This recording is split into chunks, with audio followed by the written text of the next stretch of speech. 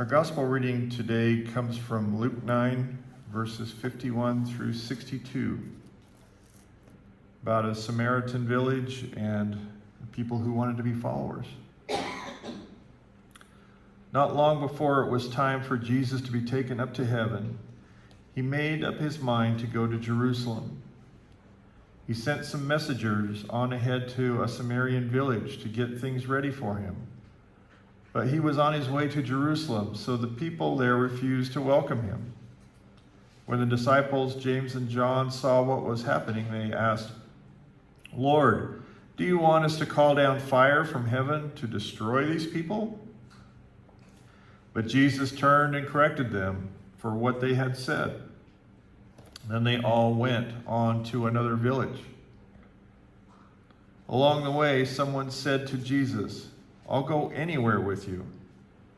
Jesus said, "Foxes have dens, and birds have nests, but the Son of Man does not have a place to call his own."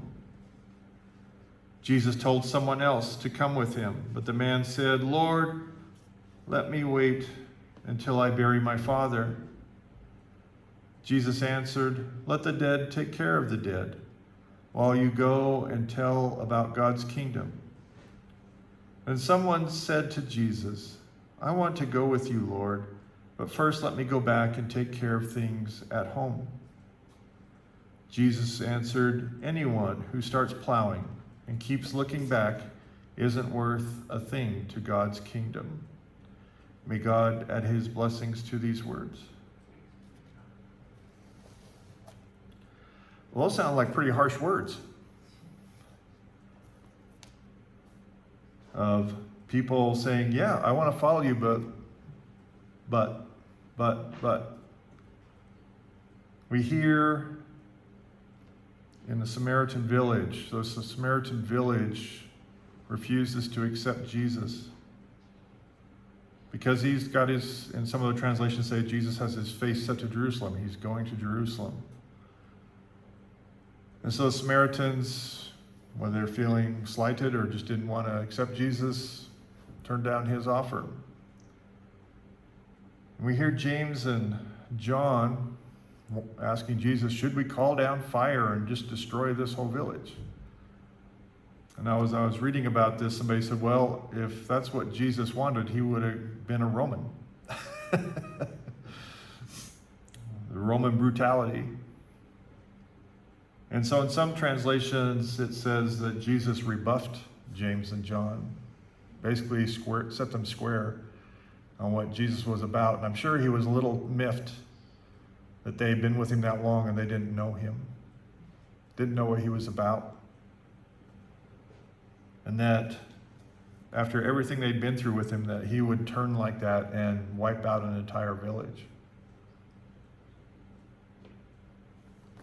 And so then we come back to Jesus telling these people that want to follow him, well, you're going to have to change the way you do things. You're going to have to change the priorities in which you do things.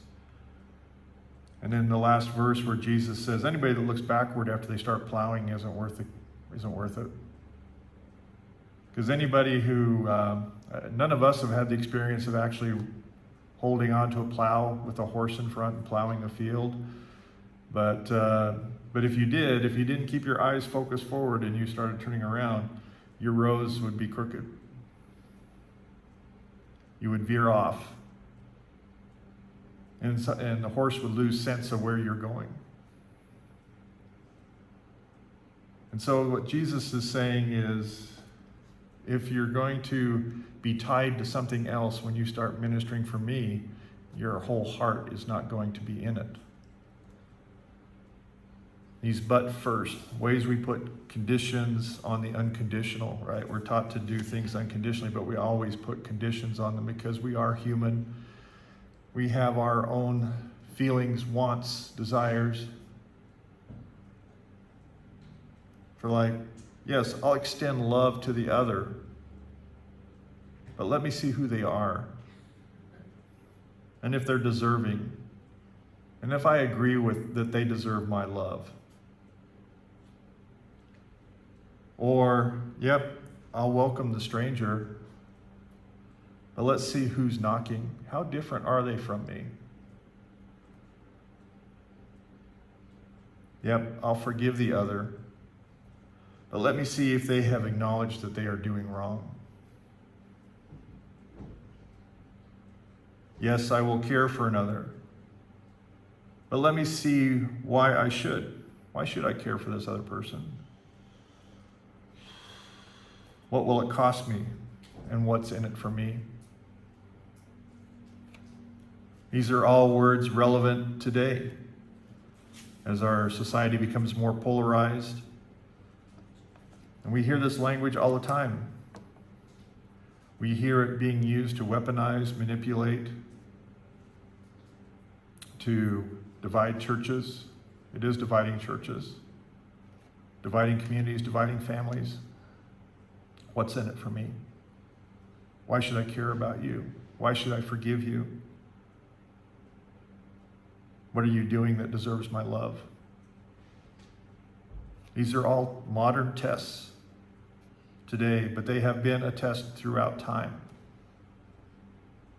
Tests for us, for human beings. We hear in the readings today, these have always been tests for us. Ways in which we sin, ways in which we miss the mark as followers of Christ. And so these can be difficult words to hear, that we have work to do on our end. Can we love ourselves even though we know we come up short? Can we welcome the stranger within us, the person that we have pushed aside? Maybe we have put on a facade to fit into society. Who is that stranger inside of us? How different is that person from who we present publicly? How can we forgive ourselves for ways in which we come up short? And can we acknowledge the wrongs that we have done? And can we care for ourselves, care enough to look inside and say, how can I be better to my neighbor and my family? And then look at what it would cost us to get there. And what's in it for you? Everything is in it for you. Being a follower of Christ and a disciple of Christ costs us dearly because it forces us to look deep inside and take a self-accounting of who we are and what we do and how we represent God's kingdom. And that's what Jesus is telling these people and the disciples. Your actions speak louder than your words. And so it's a testament to all of us to let our actions speak louder than words.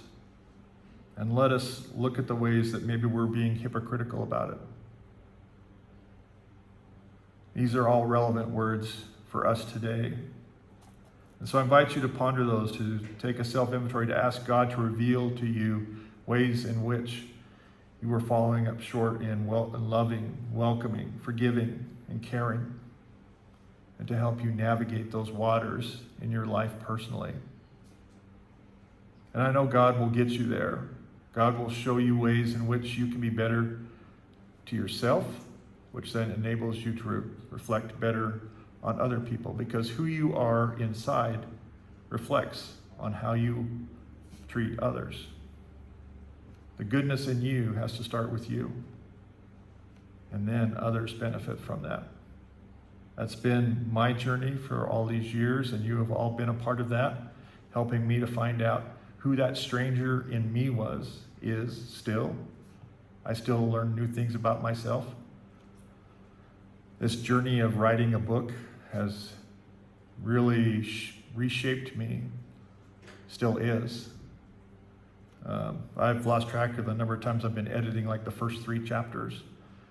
And it started out me with what I thought was going to write. And then as I kept re-editing, and now I'm getting I found a person online who's a PhD who's helping me with that. It's helped me weed out my narcissistic self and focus on what the real purpose of what I'm being led to write is.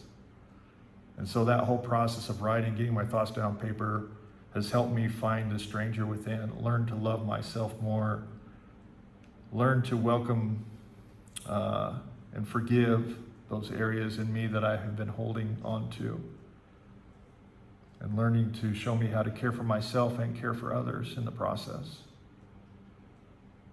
So I invite you to take whatever journey that is for you